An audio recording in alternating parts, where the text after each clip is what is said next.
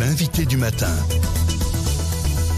Adil Abdelali. Et notre invité ce matin est Amine Diouri, directeur études et communications chez Inforisque. Bonjour Amine. Bonjour Adil. Alors Merci, c'est toujours un plaisir de vous recevoir. Alors je vous reçois justement ce matin pour parler de la situation des entreprises marocaines, mais pas seulement.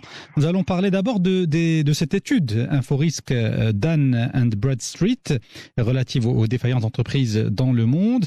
Alors à l'échelle mondiale justement, ce qui se dégage au terme de l'année de l'exercice 2022, bien c'est que le taux de défaillance des entreprises au niveau mondial était, on peut dire, relativement bas. Est-ce que c'est le cas et comment peut-on l'expliquer ?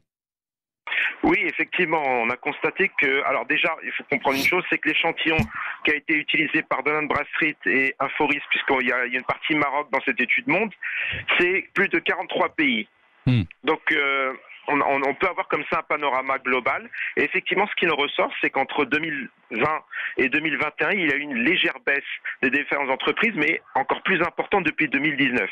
Alors, comment on explique cela ? Plusieurs raisons. La première, déjà, la plus importante, ce sont évidemment les aides étatiques proposées par les différents États. Je pense notamment à la formule d'Emmanuel Macron quand il parlait de sauver les entreprises quoi qu'il en coûte. Effectivement, les États ont mis tout l'argent nécessaire pour sauver un maximum d'entreprises pendant la période Covid, donc 2020-2021. Et ça s'est fait dans beaucoup de pays.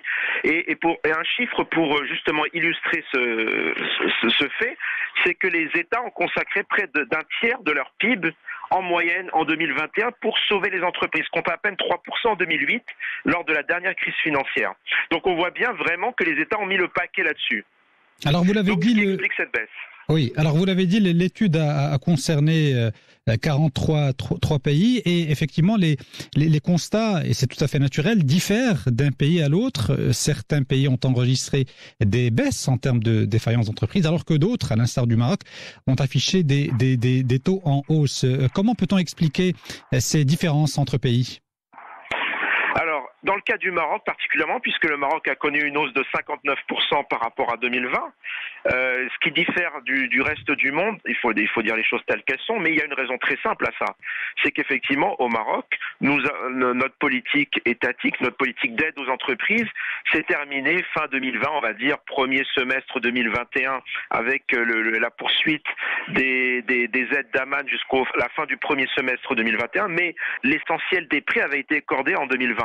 2021 a été une année où on a enlevé finalement la perfusion qui avait été accordée aux entreprises et donc on a vu une hausse rattrapage des défaillances au Maroc. Ce qui n'a pas été le cas dans le reste du monde et ce qui explique que dans plus de la moitié des pays de l'échantillon, on a constaté une baisse des défaillances alors que chez nous, on fait partie du top 3 des pays où le taux de défaillance a été le plus élevé.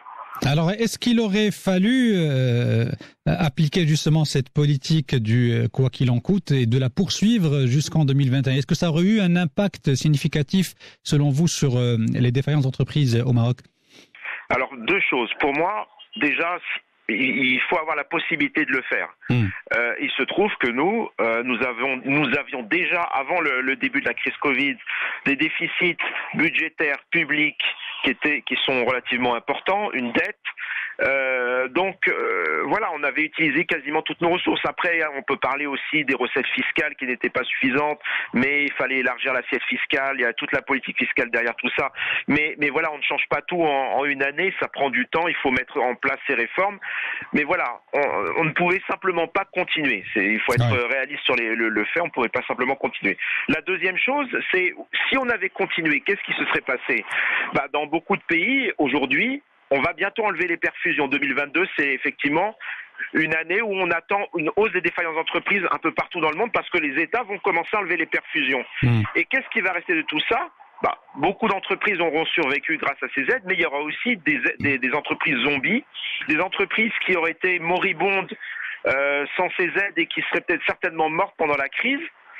Il y aura certainement ce cas d'entreprises zombies qui vont tomber après le fait que les États vont enlever ces aides étatiques. Alors parlons à présent justement des prévisions pour cette année 2022. Vous avez évoqué effectivement la possibilité, en tout cas les prévisions qui consistent à dire que, sous la pression de l'arrêt ou la suspension des aides étatiques, les défaillances d'entreprises devraient augmenter cette année. Mais cette année 2022 est aussi marquée, vous le savez, par des tensions géopolitiques qui ont des répercussions très importantes sur l'économie mondiale. Alors justement, si on prend uniquement ce paramètre-là de la guerre en Ukraine précisément et de ses répercussions, inflation, hausse des coûts des matières premières, etc., comment analysez-vous justement cette situation et quelles sont vos prévisions pour le Maroc ?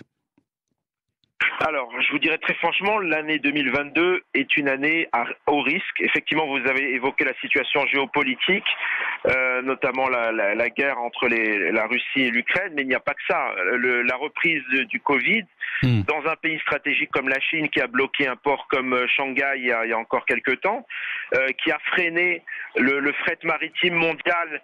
Mais il n'y a pas que ça, il y a beaucoup d'autres choses. On parle par exemple de problèmes climatiques en Chine, la sécheresse et puis après les fortes pluies. Ça a eu un impact sur le fonctionnement des industries chinoises. Et donc forcément on trouve... Voilà, tout ça a un impact et forcément 2022 sera une année fortement à risque. Pour le Maroc particulièrement, pour le moment, nous prévoyons une augmentation de l'ordre de 15%, ce qui est plutôt un retour à la normale par rapport à la période 2010-2020, sachant que nous, comme je vous l'ai dit, nous avons commencé notre rattrapage par rapport au reste du monde en 2021, donc il est normal que finalement cette hausse des défaillances ne soit pas aussi élevée que dans le reste du monde. Dans le reste du monde, effectivement, on risque de voir des taux d'augmentation relativement élevés. Alors, on peut dire justement que dans le contexte actuel, une hausse de 15% en 2022, c'est un moindre mal. Oui, comme je l'ai dit, effectivement, c'est un retour, disons, à la normale de la tendance 2010-2020. Donc on est plutôt sur cette tendance-là cette année pour le Maroc, effectivement. Très bien. Une dernière question, Amine Diouri, justement pour essayer d'avoir des éléments de réponse par rapport à cette année 2022 qui, vous l'avez dit, est une année à très haut risque. Quelle politique de résilience peut-on mener au Maroc pour justement limiter la casse au niveau de l'écosystème entrepreneurial et des entreprises marocaines ? Oui, alors honnêtement, la question se pose à plein de niveaux. Je pense que les leviers sur lesquels on devrait agir pour aider les entreprises, c'est différents niveaux. C'est d'abord au niveau du financement, c'est toujours le financement bancaire. Peut-être baisser les taux d'intérêt justement pour permettre aux entreprises marocaines de s'endetter à moindre taux, à moindre coût. Ça, c'est la première chose. C'est effectivement l'opérationnalisation des fonds d'aide aux entreprises sur les fonds propres. Le fonds Mohamed VI, etc. Donc ça, effectivement, opérationnaliser rapidement l'argent qui va être distribué aux entreprises.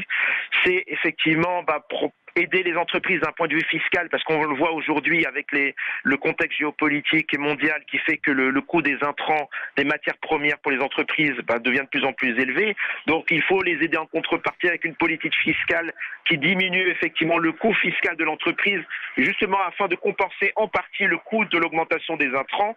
Voilà, en tout cas en partie ce qu'il faudrait faire pour aider les entreprises, mais il y a beaucoup d'autres leviers, les délais de paiement, etc. On attend toujours l'entrée en vigueur de la nouvelle loi sur les délais de paiement. Ça aussi, c'est quelque chose d'important qui pourrait apporter davantage de cash dans le circuit inter-entreprise, important également. Donc voilà, il y a beaucoup de leviers sur lesquels on peut agir.